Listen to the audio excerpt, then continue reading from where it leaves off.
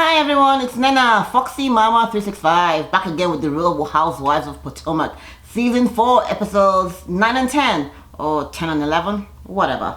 Showdown at the Hoedown. Girls, why didn't you guys holler at a girl and tell me that, girl, Ashley's husband Michael has been playing the damn fool everywhere. And Candace ain't relenting on her stand. Any which way, let's get on with it, okay? And they're called Showdown at the Hoedown. And can I get a witness? Pretty much, can I get a witness? Really, I didn't have anything, so I'm just going to put both of them, okay? I'm doing catch-up, alright? Anyways, Giselle and Robin are having a test. They're trying to look for stuff in the house. Giselle's not gotten a new house. She got that $900,000, which is kind of neat.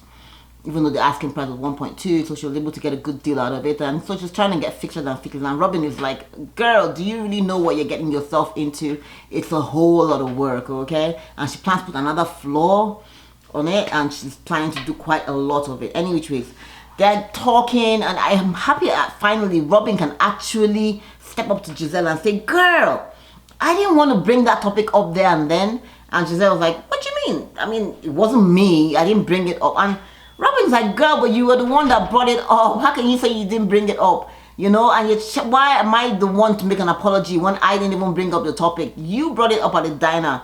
And Giselle's like, okay, I'm just going to take a little responsibility for it. And I'm like, Robin, you see how really Giselle is just only out for her own self, really. She didn't even think she really even deserved to apologize to Ashley. So it's good for Ashley, because Ashley really believes that Giselle and Robin are her friends. Well, good luck to her. Anyways, I'm happy that Robin was able to stand up to Giselle and say, girl, you also owe her an apology. So hopefully they're going to apologize to Ashley at some point. Next we see Ashley and Michael, but I don't really care about them. Any which ways. Karen and Ray riding a bike. That was kind of a neat scene. It was kind of cute, yeah? Karen apparently is 20 years younger than Ray. Well, it's worked out for them. I mean, they've lived a happy life.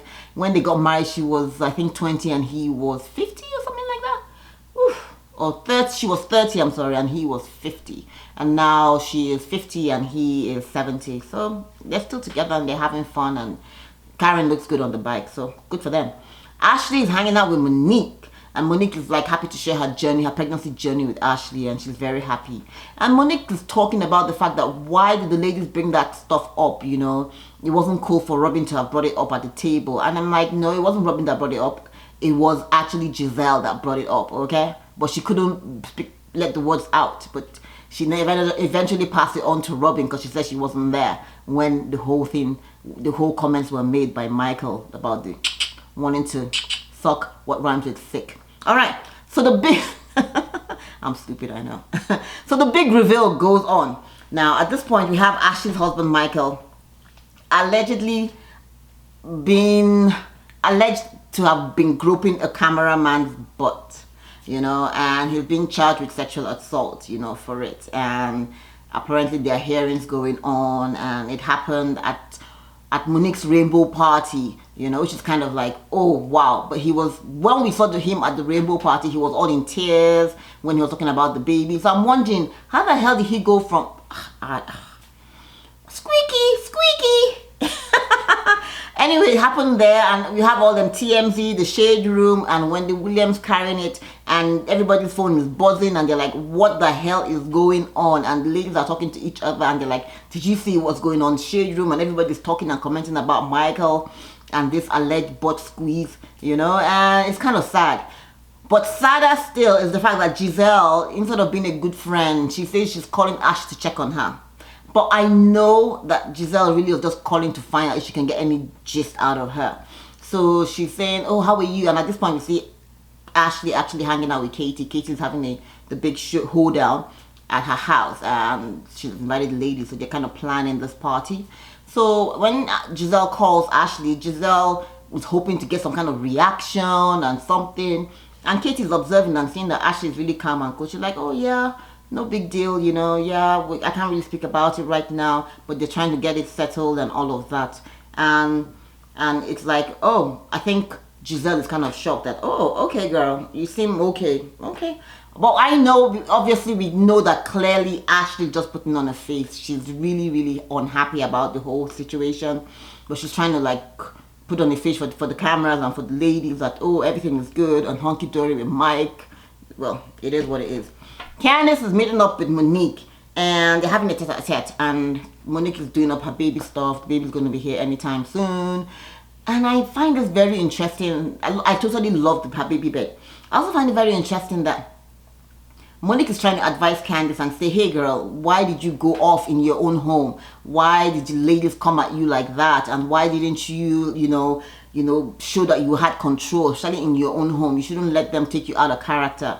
And Candice is saying, oh, girl, you had a hood moment as well with the umbrella, so why are you coming at me? Of course, she only said this in the confessional, but in her face, she's like, oh, okay, I'm listening. Yeah, I probably shouldn't have gotten out of line. And Monique is cracking jokes like, the good thing I took all my butter knives out. So and it's a laughable and a teachable moment for Candice. But I see why Candice and her mom keep butting head, because it's like no one can correct Candice. When she has probably an entitled life, she's gotten everything, and now in the later stage of life, you're trying to correct her about stuff. She just simply can't take anyone not being on her side, anyone not, sticking up for her.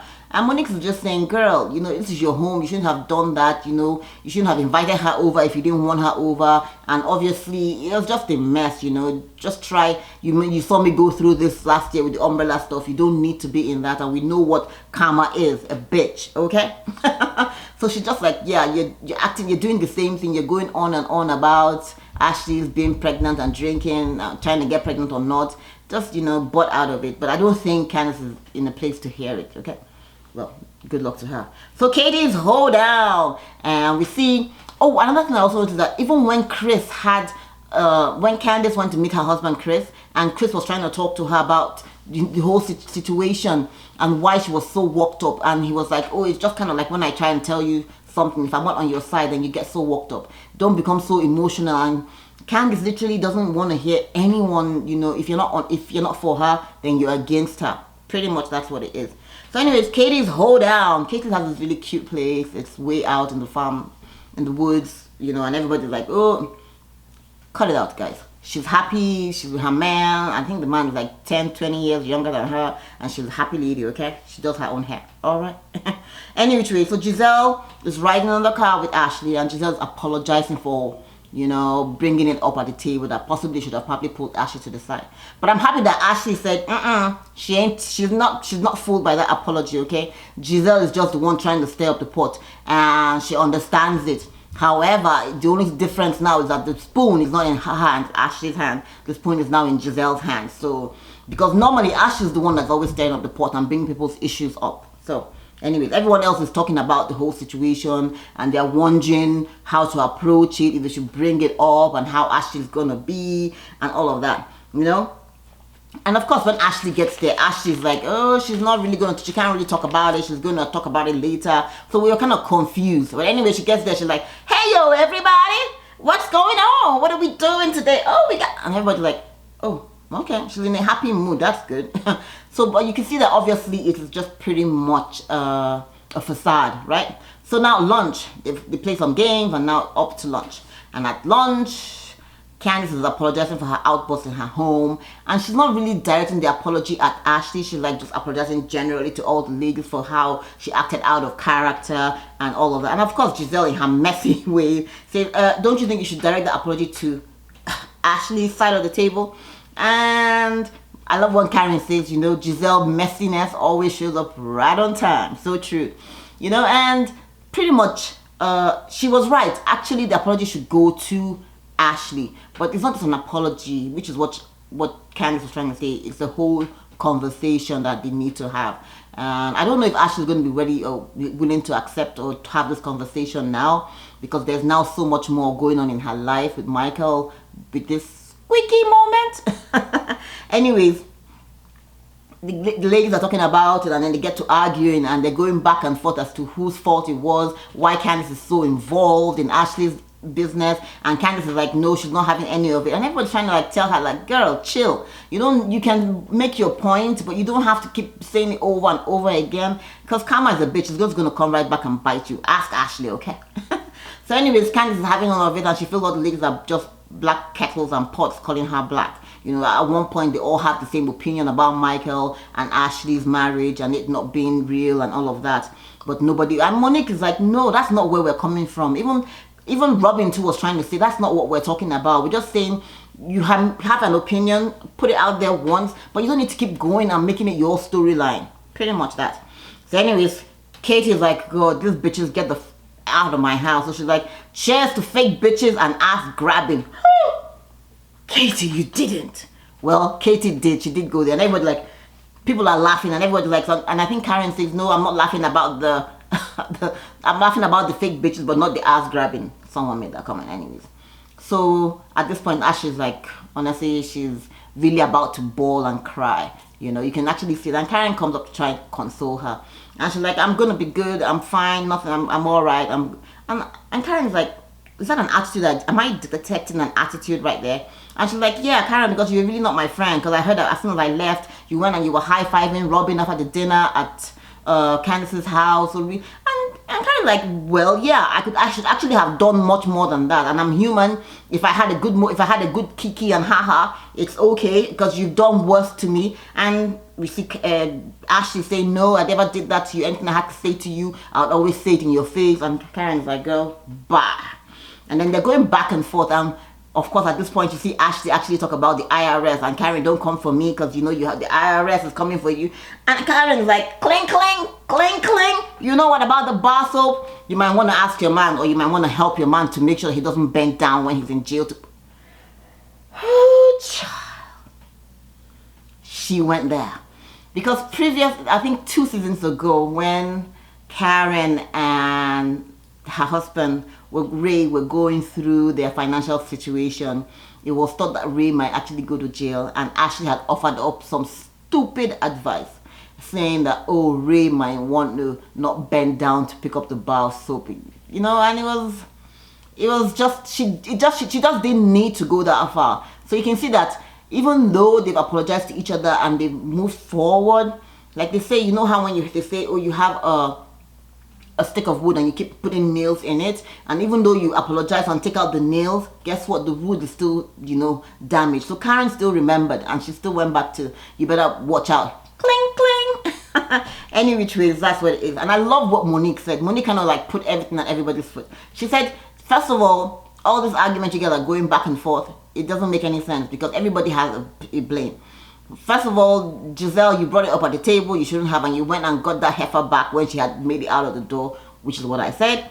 And Karen, it was just a lot. She just put every blame on and she just wants to eat, okay? The only person that didn't have any stake in this was Katie. I don't even know why Monique, anyway, it is what it is. So Monique, we see Karen talking with Candace, and they're like trying to like, you know, and Candace is like, oh look, I'm feeling kind of like the people that are meant to be on my side are like not on my side, you know. And Monique walks up, she kind of hears the tail end of the conversation, and she's like, girl, I'm just trying to tell you what it is I feel. I don't have anything to not being your friend. I have been riding with you. And kind of like, no, go be with Ashley and all of that. And then they now get into a heated argument, and I'm like, this is so unnecessary.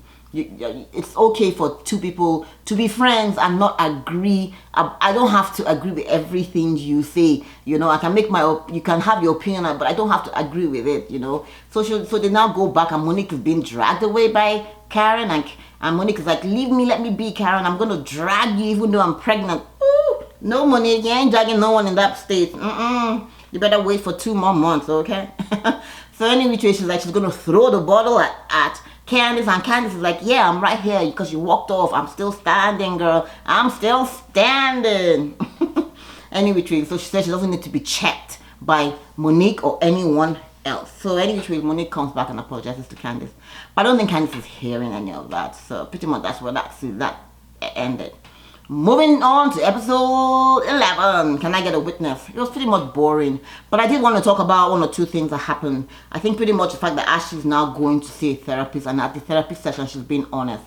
And we now also find out that not having her dad in her life, pretty much most of her life, has affected her in such a way that she looks at Michael as her dad, and that shouldn't be the case. So that's what I really want to talk about. And hopefully she's thinking now of going to look for her dad, and she's talking to her mom, and she's like she would like to, you know, reach out again to her dad, and hopefully, kind of get that closure of, I'm here, acknowledge me. Which is kind of where Kenya Moore also, if you talk about Kenya Moore's mom, she feels really upset about it because her mom has never really acknowledged her as her child, even though, So anyway, which ways, just Robin, what the hell is her name? Ashley is going to be looking for her dad. That was the first night. And then also, was also a very cute scene with Giselle with her kids.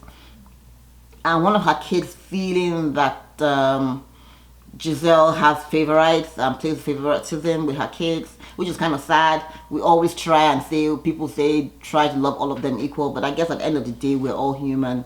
So she takes her daughter out and they have a nice tete-a-tete, So pretty much nothing much happened except the fact that the couples had this couples dinner with Monique and her husband, Chris, Ashley and her husband, Chris, and Karen and her husband, Ray. And they're having this beautiful dinner and they're now talking about the issue once again. Michael and Ashley's issue comes up and they're saying, with their cameras, did anybody, see anything? Did it happen? At this point, Chris, Candace's husband, actually said like he was being called as a witness. Apparently he was talking with Michael when the thing happened, but he didn't see anything.